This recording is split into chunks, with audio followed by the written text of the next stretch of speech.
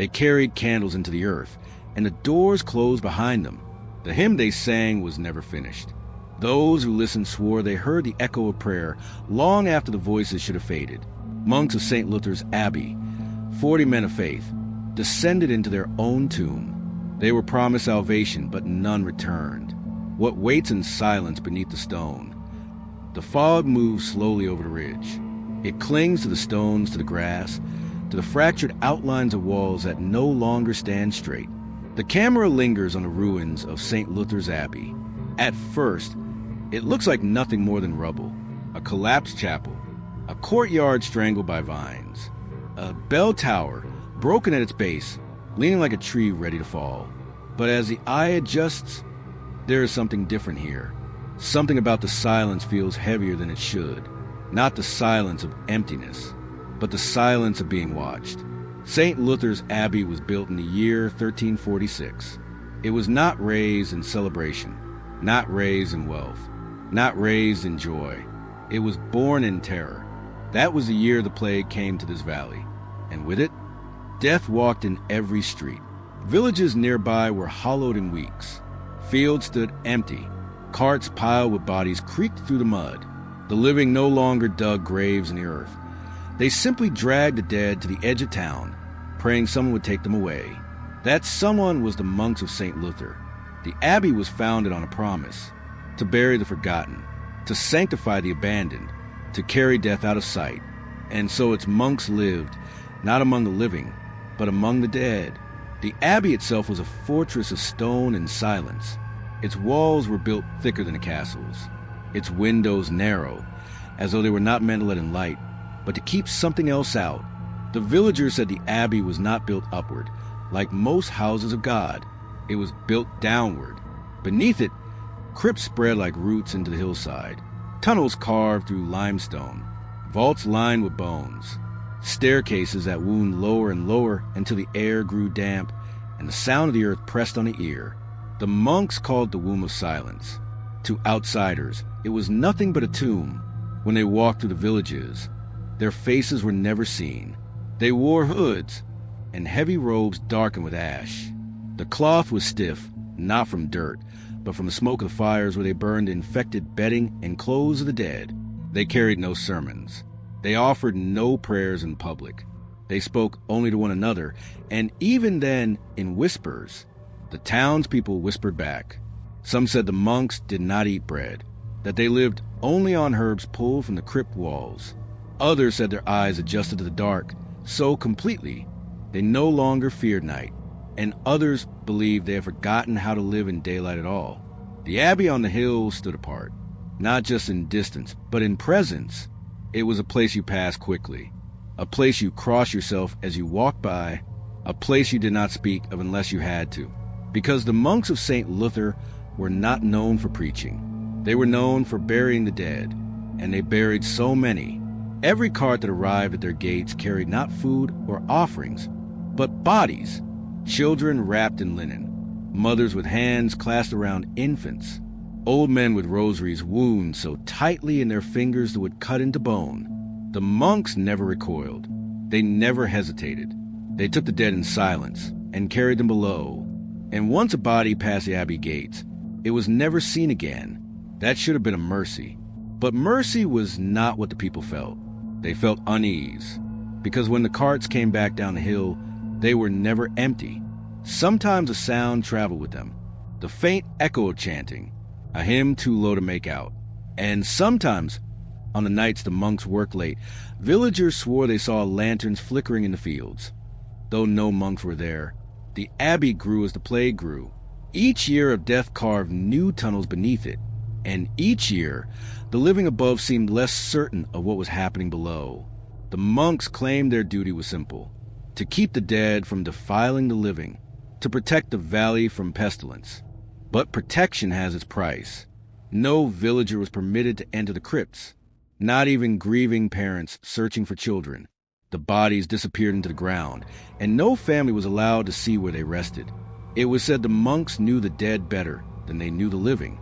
They knew how many bodies came in each season. They knew which were heavy with disease, which were still warm, which had lain in carts for days. They knew every posture, every expression, every final stillness of flesh. And the more they knew, the less they returned to the surface. By the 15th century, Saint Luthar's Abbey had swollen into a labyrinth of stone. Chambers honeycombed the hillside, their walls lined with skulls. Entire corridors of femurs, arranged in crosses. Altars decorated not with gold, but with ribs and spines, pressed into mortar. It was not blasphemy. Not to them. To them, the body was only a vessel. To sanctify bone was no different than to sanctify bread. But to outsiders, it was horror. Travelers who passed through the valley told of hearing bells tolling underground, of hymns sung with voices that carried longer than breath, and sometimes of shadows that moved at the crypt entrance, even when no monks were near. What disturbed the villagers most was not what they saw, but what they never saw. They never saw graves filled. They never saw burial mounds rise. They never saw the ground swell with the weight of the dead. Thousands had been taken into Saint Luthar's, but the earth outside was never disturbed. And that was when whispers began. Whispers that the monks were not burying the dead, that the Abbey was not a place of rest, but a place of keeping, that deep below, in the endless silence, something was happening that no one could name.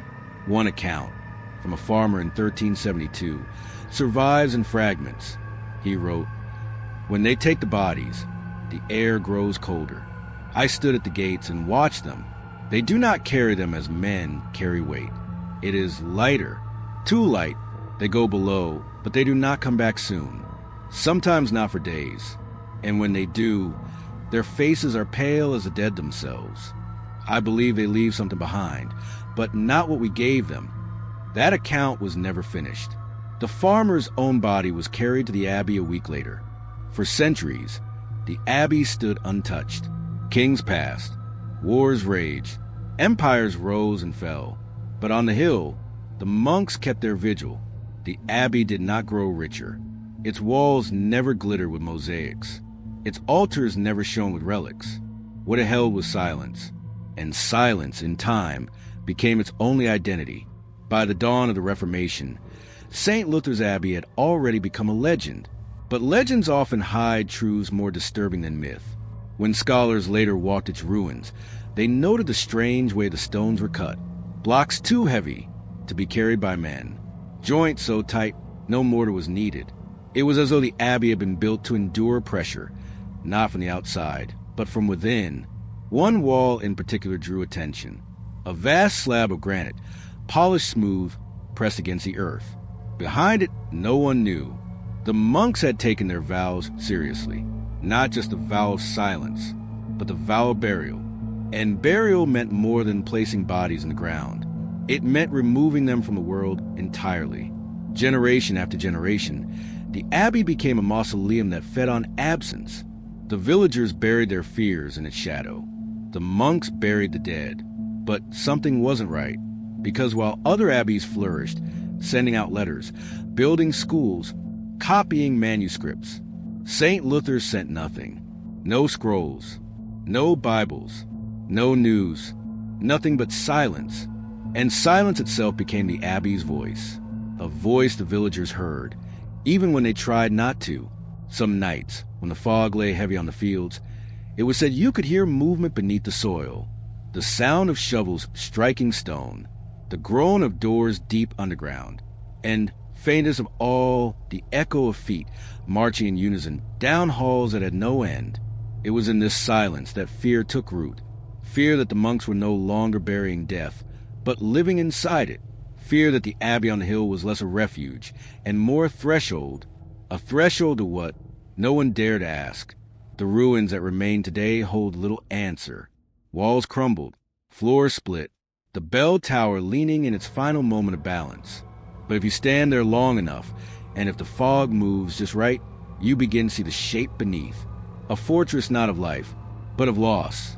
Not built to reach heaven, but to sink into earth. Saint Luthar's Abbey was not a place of prayer. It was a place of burial. And the monks who lived there were not shepherds of the living. They were keepers of the dead. And once you walked into the Abbey, you did not return. The cloister is still. The arches frame the courtyard in shadow. Stone columns rise like ribs, holding the weight of silence above. This is where the monks of Saint Luthar gathered, not to speak, not to teach, not even to sing. They gathered to disappear into their vow. To outsiders, it was called a rule of silence. But to those who lived it, it was something else. They did not take silence to hear God. They took silence to hear the dead. When a monk entered Saint Luthar's Abbey, his voice was the first thing he surrendered, not in part, entirely. No chant, no sermon, no confession would ever pass his lips again. They prayed with their hands, with the slow movements of their bodies, with the rhythm of their breathing in the cloister halls.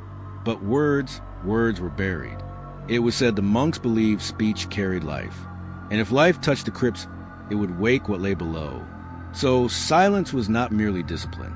It was protection, a seal stronger than stone. But silence alone was not their vow.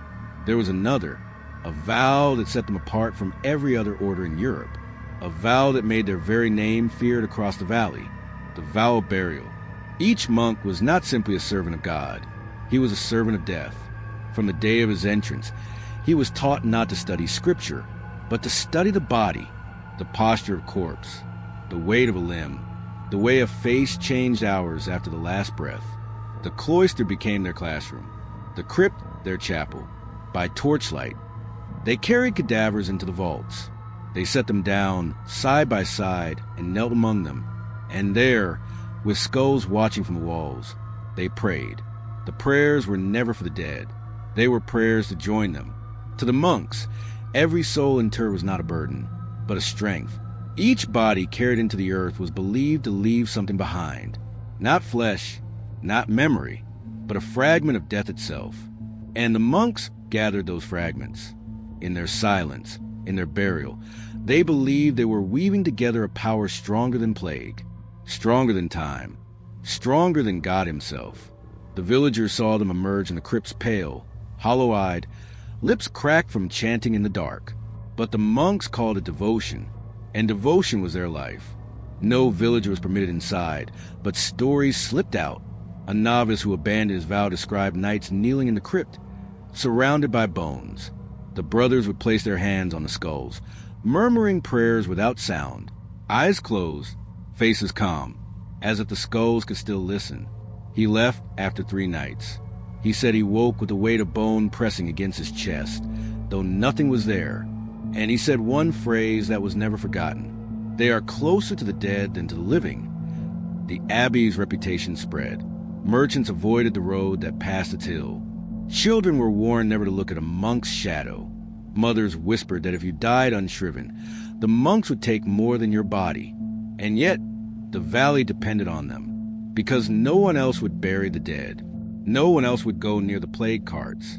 No one else would ascend into the crypts with the stench of rot and stay there until dawn.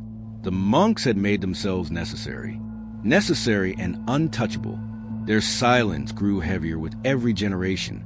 What began as discipline became instinct. Some monks, villagers claimed, forgot how to form words altogether. Their lips moved only in the shape of prayer. Even the sound of their footsteps was muffled.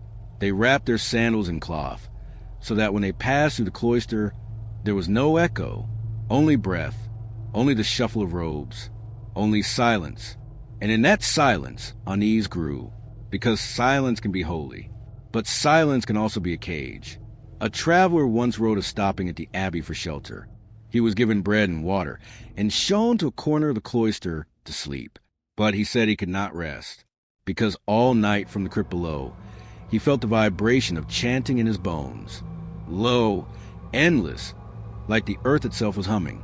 When he woke at dawn, the monks were already in the courtyard, standing in a circle, hands folded, eyes closed. Not one of them breathed. He left before breakfast and never returned.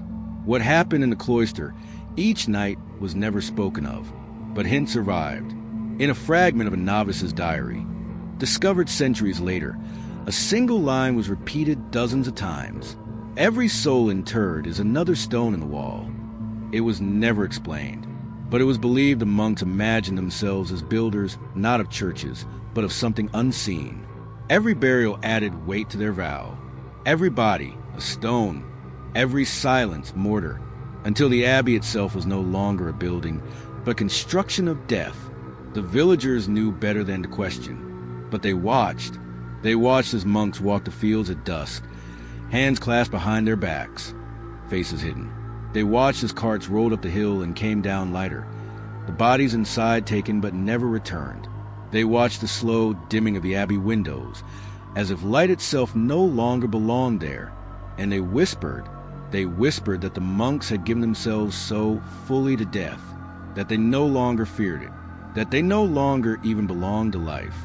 One woman claimed she saw a monk kneeling in the churchyard at midnight, not praying but listening, ear pressed to the ground, motionless for hours. Another swore she saw them in the crypt, through a crack in the stone, holding bones in their hands as if in conversation. And a farmer's boy, too curious to stay away, once followed them after dark. He saw them enter the crypt, and when they did not return, he crept to the doorway. What he saw was only this: rows of monks, kneeling in front of skulls, their faces turned toward the hollow sockets, lips moving soundlessly. He ran before dawn. He never spoke again. The rule of silence was more than absence of speech. It was a way of binding, a way of closing the living off from the living, and opening them instead to the dead. And in that vow, something shifted, because silence, when practiced long enough, does not stay empty. It fills. It fills with memory. It fills with fear. It fills with the weight of every body lowered into stone. And that weight pressed not only on the monks, but on the valley below. The villagers began to fear not the plague, but the Abbey itself. Not death, but the keepers of death. Because the monks of Saint Luthar had become something else. Something the living could not understand. Something that spoke not with words, but with silence. And silence is often louder than sound. It was said that if you stood at the edge of the cloister wall long enough and listened carefully, you could hear it. Not words, not song, but the weight of countless voices that no longer belonged to the living. And once you heard it, you could not forget. The night was colder than the others. A November wind carried frost into the valley, brushing the thatched roofs of cottages, whispering against the bare branches of trees. The fields lay empty, the livestock pressed close to their pens, and the villagers stood outside, watching the hill. Saint Luthar's Abbey loomed above them, black against the fog. Its broken windows glowed faintly with torchlight, and from inside there came a sound. It was not the bell, not the rustle of robes. It was a hymn, low, steady, carried by 40 voices, moving in unison. A hymn no one recognized. The villagers gathered at the base of the hill, silent. No one called out. No one dared move closer. The doors of the Abbey creaked open, and the monks appeared. 40 of them, hoods drawn, faces hidden, robes darker than the night itself. Each carried a single candle. They marched in 2 lines, the hymn falling with their steps. The sound rolled down the hillside, unfamiliar, yet precise. It was not Latin, not Greek, not any tongue the villagers knew, but it was not gibberish. It had rhythm, it had weight, and in that weight there was dread. The monks did not look at the villagers. They did not slow. They walked toward the side of the Abbey, toward the stone stair that led down. The crypt. The people had seen them enter the crypt before, but never all at once, never 40 together, never with a hymn so loud it shook the ribs of those who heard it. One boy clutched his mother's hand. He whispered that the voices didn't sound like monks. He said they sounded older. The mother hushed him, but she knew what he meant. The hymn carried more voices than there were men. It swelled beyond 40 throats. It seemed to drag something with it, something beneath the earth. The procession did not falter. It wound through the courtyard, past the cloister arches, down the stone stairs. The torches wavered in the night, casting long shadows against the wall. And then, one by one, they disappeared. The crypt door yawned wide, its mouth of stone swallowing them whole. The hymn continued, echoing down the staircase. 40 voices, falling deeper, carrying the sound with them. The last monk stepped inside. The candlelight flickered, and then the door closed, stone on stone. A sound that rolled across the hillside like thunder. The villagers waited. The hymn still echoed, faint from beneath the ground, but the air felt heavier now. The Abbey bell tolled once. Midnight. The villagers held their breath. They expected the hymn to end. They expected the monks to emerge. But the door stayed shut. The bell went silent. And the hymn continued. It was softer now, muffled by earth and stone. But it was there, rising, falling, never stopping. Minutes passed, then hours. No monk returned. No torch relit the windows. Only the fog remained, pressing close against the Abbey walls. And then something else. A curl of smoke, thin, pale, seeping up from the cracks in the stone. It drifted upward, carrying with it the faint stench of ash. The villagers stepped back. Some crossed themselves. Some fled, but a few remained. They stood in the cold until dawn, watching the smoke coil higher, listening for the hymn that refused to fade. And when the sun finally rose, the Abbey doors were still shut. The crypt remained sealed, and the monks were gone. Not one was ever seen again. But that night did not vanish, because the valley remembered the sound. They remembered the way the hymn had carried more voices than there were men. They remembered the way the smoke curled from the earth, as if something below had burned. And they remembered the silence that followed, a silence heavier than prayer, heavier than grief, the silence of something ending or something beginning. The villagers never forgot, because every November, when the air turns cold and the fog drifts down from the hill, they say you can still hear it. The sound of a hymn with no words, the sound of 40 monks marching into the earth, and the sound of doors that never open again. The hill looked different after that night. The Abbey no longer rose above it as a place of refuge. It stood instead like a sealed wound, quiet, gray, and heavy. The villagers avoided looking at it, and yet they could not stop listening, because something lingered beneath the earth. At first, it was faint, barely audible, a murmur on the wind, but as the days stretched into weeks, the sound grew clearer. They said it came at dusk, when the fields emptied, when the fog crept down from the tree line. A chorus, low, repeating, endless. It rose from the ground itself. Men walking home from the mill would stop in their tracks, unsure if they had imagined it.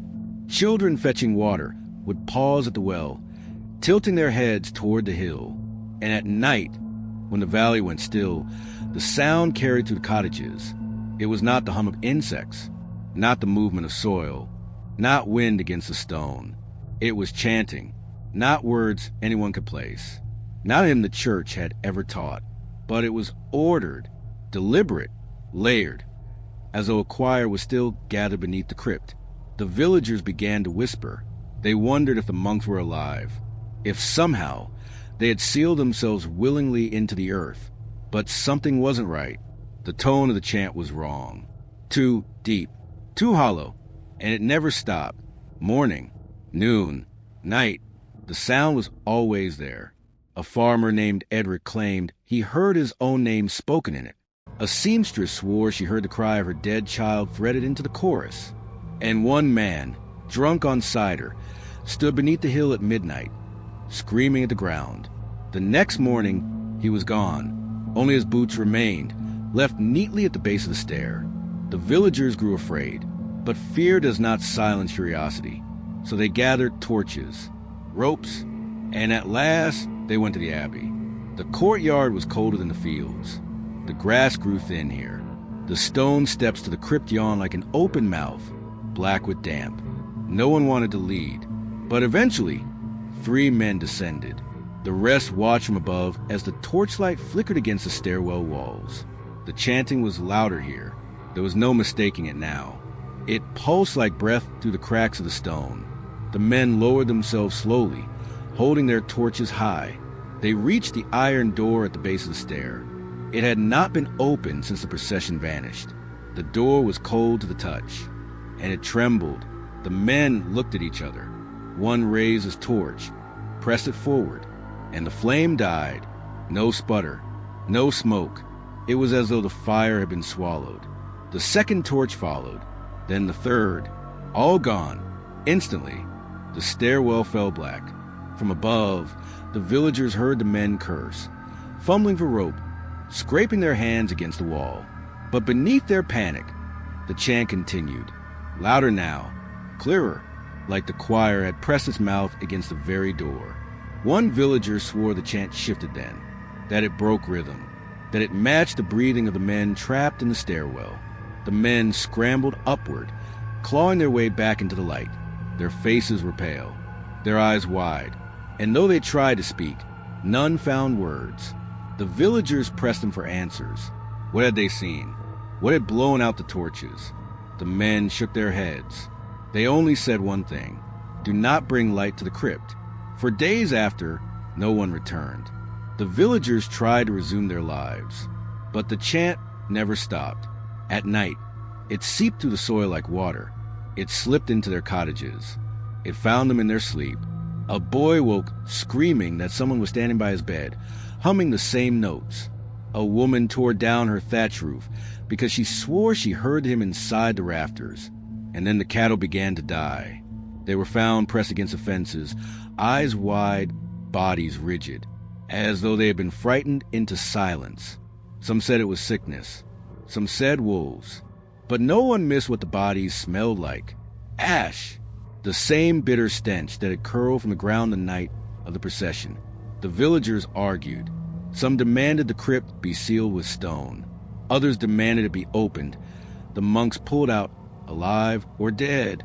But no one acted, because the chant was still there. And deep down, none wished to stand in front of that door again. Weeks passed. The sound only grew bolder. It bent with the wind. It moved through the trees. It seemed to follow the villagers wherever they went. And still, not one torch dared light its way down those steps. Because every man remembered what had happened. How the flames vanished as though they had been devoured. And how, in that moment of blackness, they swore they heard something else. A voice, not chanted, not sung, but whispered, close, inside the stairwell. And it was not the voice of a monk. The camera drifts low across the hill. Overgrown weeds move in the wind. Shadows of ruined arches stretch like broken ribs across the stone. The abbey was empty now, its walls hollow, its windows shattered by storms and time. But below it, below the ruined nave, something remained. The crypt. The bishop had ordered it sealed, not with mortar alone, but with iron clamps, with poured wax, and with the words of a curse spoken beneath his breath. He declared it forbidden, a wound in the ground that must never be opened. At first, the villagers were relieved. The chanting they swore they heard at night seemed to fade. The air around the abbey grew quieter. The unease lifted from the town below. But silence can be deceptive. For even when the doors were shut, even when iron and wax glistened like hardened scars across the stone, some claimed that if they pressed their ear to the hillside, they could still hear it, a faint rhythm, like the low drone of men's voices. Muffled, endless. The bishop told them it was nothing but memory, fear echoing back against itself. But something wasn't right. Years passed. The abbey above began to collapse. Its roof caved in under rain and snow. The cloisters grew damp, then moss, then brittle. Each winter, a little more of the place gave way, and yet the crypt remained. It did not sink. It did not rot. It stood untouched, a cavity beneath ruin. When workers were sent decades later to dismantle the abbey stone for use elsewhere, they came upon the sealed door.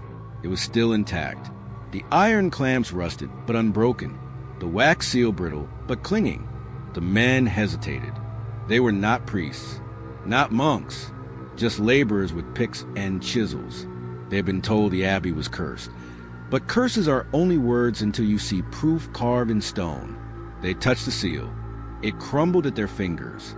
They saw the scratches then, not on the outside, but within, long gouges across the door's interior face, claw marks, desperate, frenzied, as though hands had torn at the stone from the other side. One worker swore he could see fragments of nail embedded in the grooves. Another insisted they were animal scratches, too wild, too deep. But then the question settled like dust between them.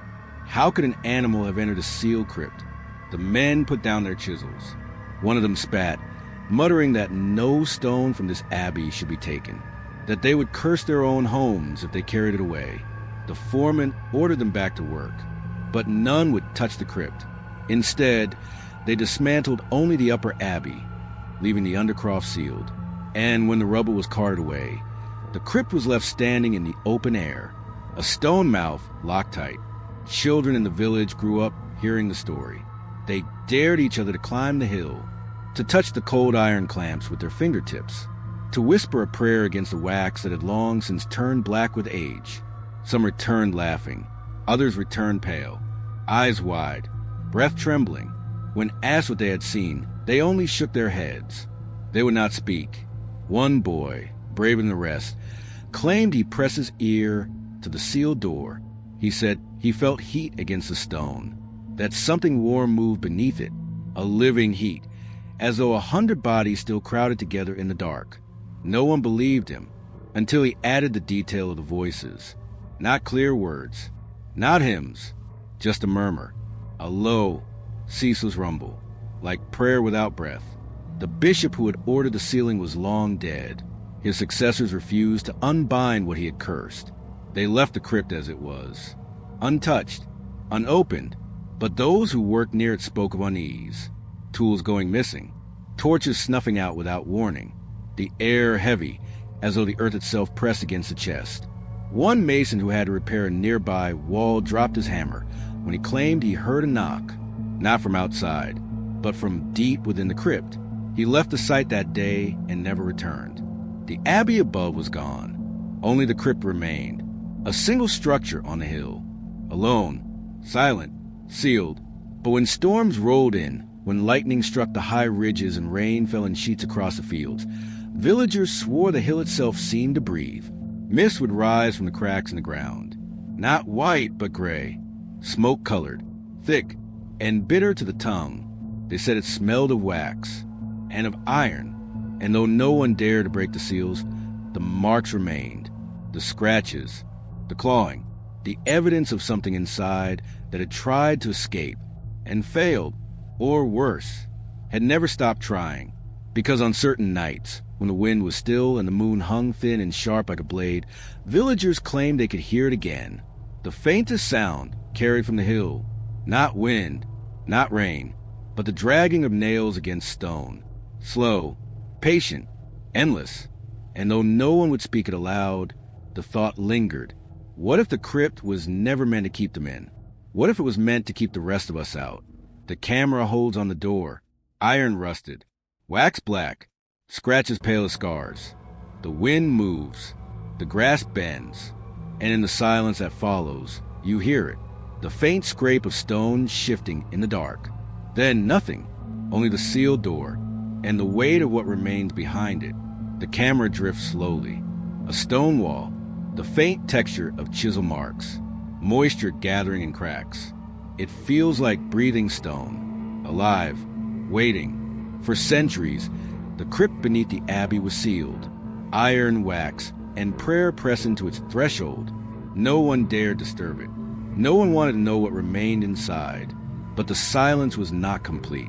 In the archives of forgotten parish, buried between brittle liturgical records and receipts for bread and wine, a journal surfaced, written in the early 1600s.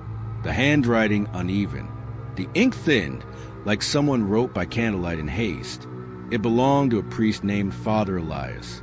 He was not stationed at the abbey itself, but at a chapel down the valley, a man known for his quiet nature, devoted, careful, yet his words carry something else, a trembling, a fear pressed between the lines.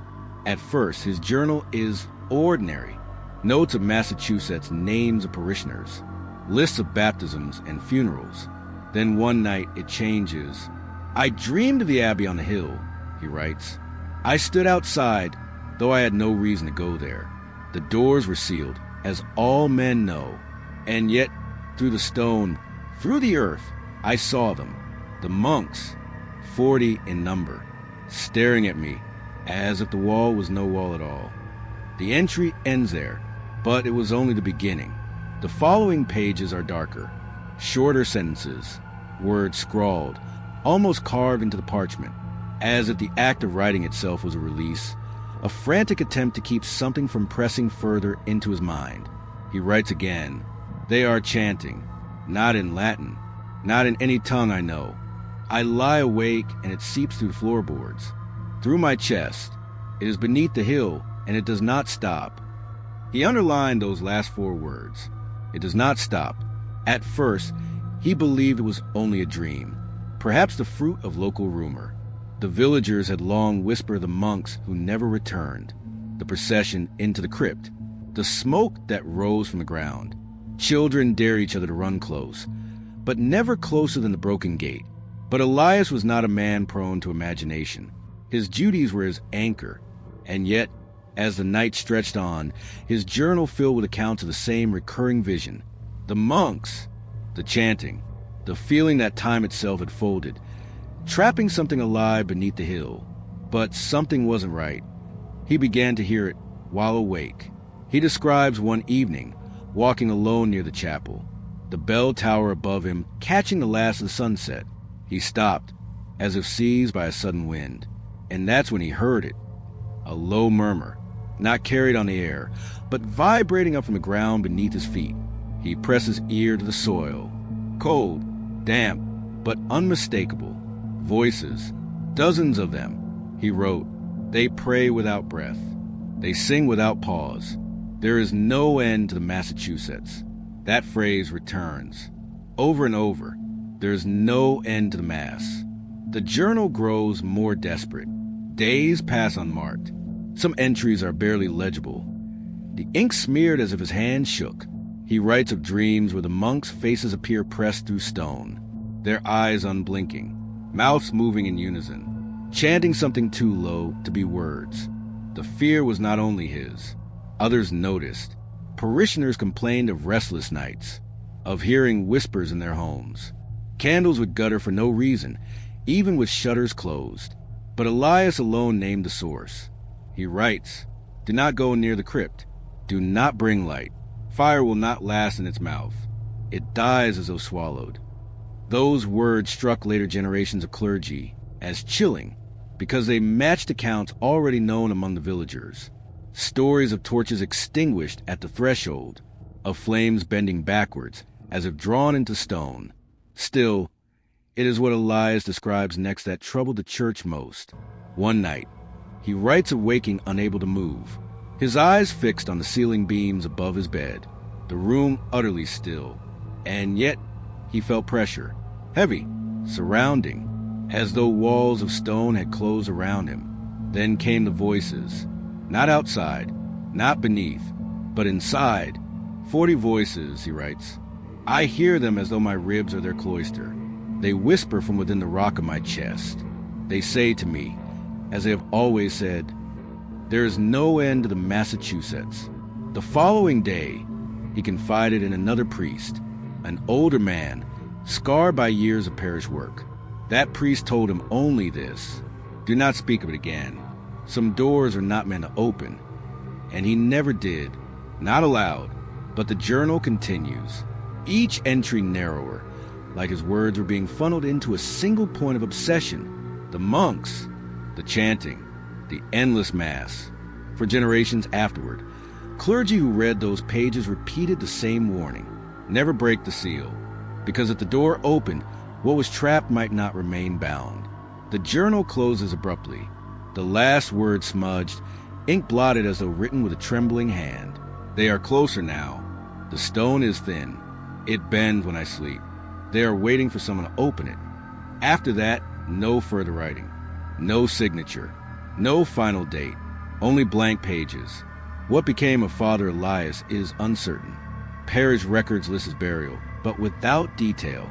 Some claimed he was found lifeless at his desk, head bowed over the journal. Others whispered he vanished one night, leaving only his cassock folded at the foot of his bed. The church never clarified, perhaps deliberately, but the journal remained, a testimony not to visions alone, but to a presence that pressed through earth and centuries, a presence bound to the crypt. And those who read it felt the same unease Elias described, that the monks were not dead, not in any final sense, that their voices moved still, circling endlessly in prayer. There is no end to the Massachusetts. The phrase lingered, passed down, whispered in clerical corridors, written in margins of forgotten records. It became less a sentence and more a warning, a reminder of something that could not be undone. Because though the Abbey itself collapsed to ruin, overtaken by weeds and wind, the crypt remained sealed, untouched, waiting. Generations walked past its hill. Children grew into adults. The story faded into half-remembered rumor, but the door still stood, iron rusted, wax crumbled, the seal older than memory. And yet, there are marks, deep, uneven, scraped into stone from within, as if hands clawed desperately at the walls. Someone or something tried to escape. The hill was gray with frost. The Abbey above it stood like a carcass of stone, ribs broken, roof gone, its windows hollow. A slow wind moved through the arches. It carried the smell of wet moss, old soot, and something metallic beneath the earth. The villagers said the crypt was still sealed. They said it had always been sealed. But records show a man went in, and only part of him came back. In 1821, he was called a scholar. In truth, he was an intruder. He came from the city, educated, rational, carrying his notebooks and lanterns, convinced that superstition was only the shadow of ignorance. His name was Johannes Keller. He believed that beneath the Abbey, behind the wax and iron, lay not curses, but evidence, proof of ritual, proof of human hands. But something wasn't right. The villagers watched him climb the hill alone. No one followed. They muttered among themselves, crossing their chests as he passed. They had seen others go toward the crypt with the same confidence. None had returned. And yet Keller went on, his boots sinking into wet soil, his breath pale against the dusk. He carried with him an iron pry bar, a satchel of ink and paper, and the arrogance of one who thought faith had died in the light of reason. He was last seen standing at the mouth of the crypt, his lantern already lit. He descended the steps without looking back. That was the last time he was seen alive. Days passed. The villagers expected silence. They expected never to hear of him again. But after a week, a shepherd found Keller's satchel lying on the slope below the Abbey. It was damp with dew, the leather worn, the buckle broken as if torn. Inside, they found his notes. The pages were smeared, but still legible. He wrote of entering the crypt, of the air growing colder with each step, of a pressure that made his ears ring. He wrote of corridors that bent unnaturally, as if carved confused, turning back into themselves like a labyrinth. And then he wrote of sound, faint at first, a murmur, a chant too low to form words. He thought of the echo of his own breath, until it grew louder. He described a chamber where the walls were cut from black stone. He said there were rows upon rows of figures, kneeling, unmoving. He believed they were statues, monuments to the monks who had once lived above. But when he leaned closer, he saw the truth. Their skin was cracked like old plaster. Their eyes were open. Their lips were moving. And that's when he heard it. There is no end to the Massachusetts. The words repeated, each voice barely a whisper. But together they filled the chamber, echoing off the stone, circling his mind until he could not tell if he was thinking or listening.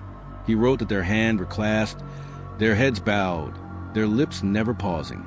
Some were little more than bone, the jaw still working as if on a prayer that had not ended for centuries. Others looked as though they had only just knelt, flesh still intact, cheeks still sunken with hunger. But none moved to leave. None turned their gaze away. Keller confessed in the note that his lantern shook. The flame dimmed though there was no wind. He said he felt their eyes move toward him, not in unison, not as one, but gradually, patiently, as though each monk had decided, individually, to acknowledge him. And then, the last line of his writing, I cannot breathe. The mass continues. The ink trailed into nothing. The page was torn, as if ripped hurriedly from his grasp. That was all they found. No body, no lantern, no trace of struggle, only the satchel and the words he left behind. The villagers sealed the satchel in the church, bound with string, left unread by most. But whispers spread. Those who touched the pages said they smelled a wax and iron. Some said they felt warmth, as if the parchment had been resting near a flame that had not yet burned out. Priests were called from neighboring parishes. They warned not to disturb the crypt further. They spoke of Keller not as a victim, but as a trespasser, a man who sought proof and found something that did not require his belief. Still, rumors persisted. One worker who had carried the satchel claimed that at night he heard scratching on the walls of his cottage. He swore it sounded like nails against stone.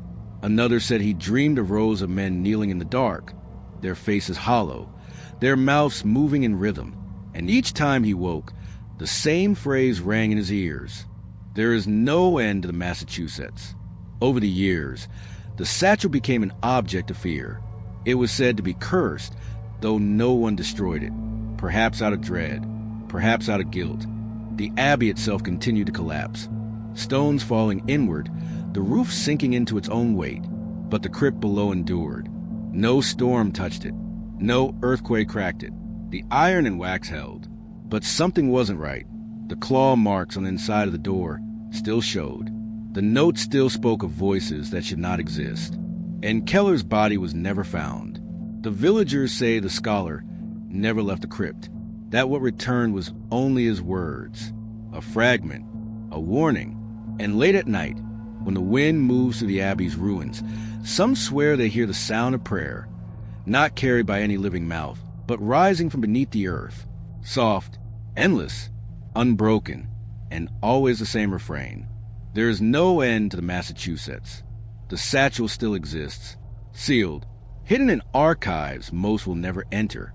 Few dare to open it, but the note inside remains as it was written, a half-finished testimony, an interruption without conclusion, proof that someone went below and almost returned, but only almost. The camera lingers on parchment, faded letters, edges eaten by time, words barely holding themselves together, the silence of centuries pressed into the page, a silence that feels heavier than any sound. The letters came from bishops, scattered across Europe, each writing with a different hand, but the same trembling cadence. They all spoke of one place, Saint Luthar, the abbey that no one dared to name too loudly. They described dreams. They described dread. They described a pull so strong that even silence carried its weight, and they begged Rome to intervene. But Rome answered only once, and it was always the same reply: leave Saint Luthar undisturbed. The ink of that sentence has not faded. It sits on the page like a commandment, like something more than instruction. But something wasn't right. The abbey had already begun to collapse, its walls rotting from within, its roof giving way to weather and neglect. And yet, beneath the ruin, the crypt remained sealed. It was not touched by storm, not shaken by earthquake, not weathered by time. Workers who passed nearby said the earth itself avoided it. Grass would not grow on its surface. Roots twisted away. Even birds, those patient scavengers of ruin, never perched on the stones above it. The bishops knew this. They had seen it with their own eyes. One letter describes a spring morning, a man sent to bless the ruin. He sprinkled water over the stones and muttered his prayer. When he returned, he was pale. He told his bishop that he had heard voices under the rock, that they were not praying in Latin, that the language was older, and that when he leaned close, he recognized his own name. The bishop who wrote the letter never returned to that valley, and the note ends abruptly, as if he had run out of courage before he had run out of words. Another bishop described the silence in colder terms. He said the church bells of Saint Luthar had been removed, melted down, repurposed into tools for farming and war, but some villagers swore they still heard them. A single toll after midnight, always once, always low, as though the sound had to travel through soil to reach their ears. And that's when they stopped sleeping. The letters pile up in the archives, year after year, each one asking the same question in different words. Why do you remain silent? And Rome never answered with anything more than the same single line: leave Saint Luthar undisturbed. Not silence, not dismissal, an instruction which makes the silence louder. Because silence is sometimes ignorance, but sometimes it is complicity. The scholars who read those letters in the 19th century noticed the handwriting. They noticed the trembling script. But more than that, they noticed the stains. Watermarks, wax, blood. One letter bore a thumbprint, pressed so hard into the paper that it tore through. No explanation was given. It simply accompanied the plea, intercede before it is too late. But nothing changed. The crypt remained sealed, and above it, the abbey crumbled into a carcass of stone. The villagers left. The fields grew barren. The river shifted course, as though refusing to run past the ruin. But the crypt endured. It endured like something waiting. And if you walk into the archives today, if you pull out the box labeled Saint Luthar, you will find the letters exactly as they were written, folded, sealed, undisturbed, each one whispering the same warning through time, and each one ignored. But there is one detail that most readers overlook, a pattern hidden not in the words but in the spaces between them. Every bishop who wrote those letters died within a year of sending them, some from illness, some from accidents, some simply vanished. But not one of them lived to see their letter answered. That is the kind of silence the church keeps. Not absence, not indifference, but something colder. A silence that watches, a silence that waits, a silence that feels chosen. And when you stand in the archive and look down at those fading pages, you cannot help but wonder, were the bishops warning Rome about Saint Luthar? Or were they warning Rome about what Saint Luthar was keeping inside? And if so, why did Rome already know the answer? The lens struggles to adjust. A tunnel of stone, the light of a single beam trembling against centuries of dust. Voices murmur in the background, young, excited, the kind of voices that believe themselves immune to history. They had come at night. 3 men, 1 woman, their names never officially recorded, but their faces flicker briefly on the recovered footage. Baseball caps, backpacks, the glow of cheap flashlights strapped to cameras. The air looks thick. Every step kicks up powder that hovers unnaturally long before settling. They are laughing at first, the kind of laughter that hides unease, the kind that needs noise to survive silence. The seal had been broken only hours before. The iron gate wrenched aside, locks cut with bolt cutters. Centuries of stone disturbed in an evening's entertainment, and they stepped through. At first, the footage looks like any other abandoned site. Cracked walls, archways gnawed by moss, columns eaten hollow by weather and time. But something wasn't right. The audio begins to distort, a low hum under every word. Not electrical interference. Something thicker. They stop in front of the first statue. The camera catches it only for a second. The Virgin, stone eyes downcast, but on her cheeks, trails. Moisture, running in rivulets, darkening the marble as though she were weeping. One of the explorers laughs it off. Condensation, he mutters, but his voice wavers.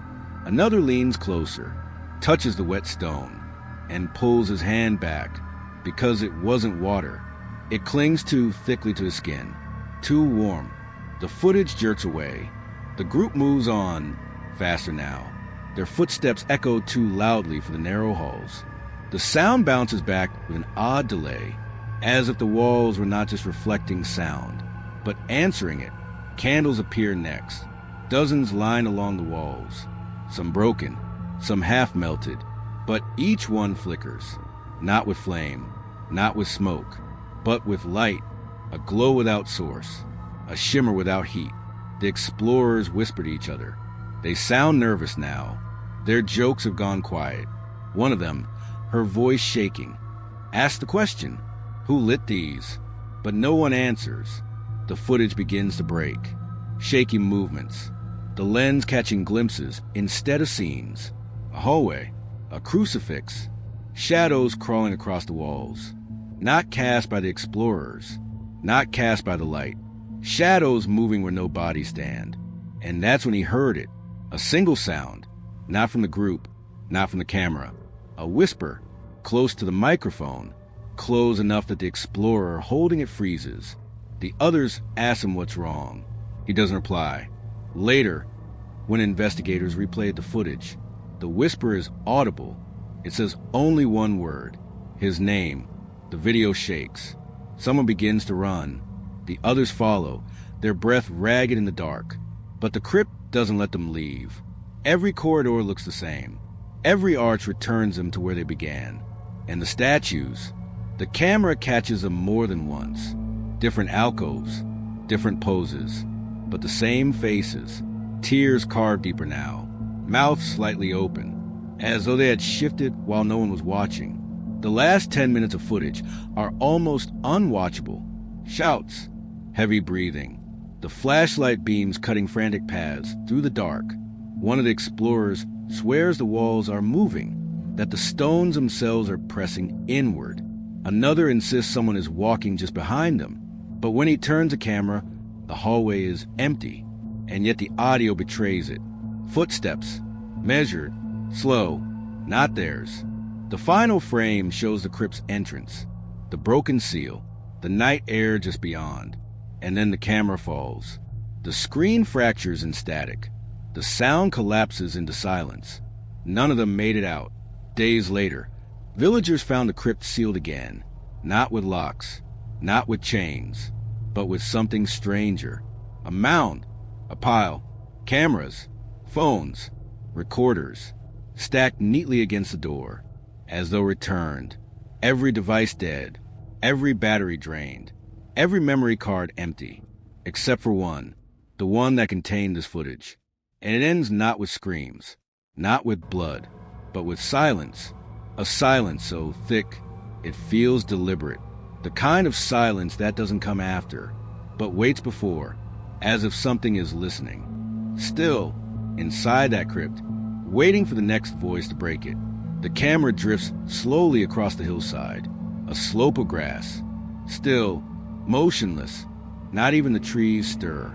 The ruins of the monastery lie further below, a husk of stone, its arches hollow, its windows blackened, a place emptied of life, yet never entirely silent, because if you wait, if you stand there long enough, you begin to hear something, not the wind, not the shifting of earth, but a murmur, low, continuous, like voices. It has been centuries since the last monk walked those halls. Their records stop abruptly. Their names vanish from the rolls, and the church itself tried to erase the place. But the hill has memory, and memory does not die easily. Some say the monks were consumed, that hunger and despair forced them to turn inward, that their prayers became nothing more than a mask for survival. Others whisper another possibility, that they were not destroyed, but changed, not lost, but called, because the crypt beneath the monastery was not simply a chamber of rest. It was something older, something meant to keep sound alive long after breath had gone. The walls were designed to hold resonance, to turn voices into echo, to preserve chant as though stone itself were a choir. And the monks, they spent their lives within those walls, breathing, praying, singing, until the voices became indistinguishable from the stone. The question is no longer where they went, but what they became, because in the absence of bodies, there is sound, sound without source, chant without singers, and it still happens today. Travelers who camp near the ruins describe the same thing. Nights where no wind blows, nights where even the owls fall silent, and in that silence, a tone, faint at first, barely audible, like the tuning of an organ, then rising, growing into harmony. A chant, not one voice, but many, layered, unbroken, endless. But something wasn't right. Those who hear it describe a strange effect, not terror, not comfort, something in between, like the sound is reaching inside, asking for attention, asking for agreement. And if you kneel, if you listen longer than you should, you begin to hear words, not in your ears, but in your chest. The words shift depending on the listener. One man claimed he heard his childhood prayers. Another swore the chant spoke his own name. A woman from a nearby village described it differently. She said it was not words at all, but hunger, a pulling, a hollowing sensation, as though the chant itself was asking her to join it. And that's when she realized the choir was not only repeating the past, It was searching, calling for new voices. The monks, it seems, had not vanished. Their flesh may have been claimed by the earth, but their devotion, their ritual, their rhythm continued, perhaps forever. Perhaps the crypt became their church, their bones an organ, their voices woven into him without end. And the echo carries still. Those who study sound have visited. They take recorders. They take instruments. They take careful notes. What they bring back is never consistent. Some files show nothing but static. Others contain fragments of sound, an octave stretched impossibly thin. One researcher described the most disturbing moment of his career. He replayed his recordings late at night, alone. At first they sounded normal, but then he realized something. The voices were adjusting, following the cadence of his breath, syncing themselves to his heartbeat. He shut the recorder off, but the sound did not stop. For 3 nights he claimed to hear it, not outside, but inside his own skull. And when he returned to the hill, it stopped, as if the choir had been satisfied, or released him. There are locals who refuse to go near the ruins. They say the monks were never buried, that their service never ended, that they remain on their knees, unseen, chanting in stone corridors where no light enters.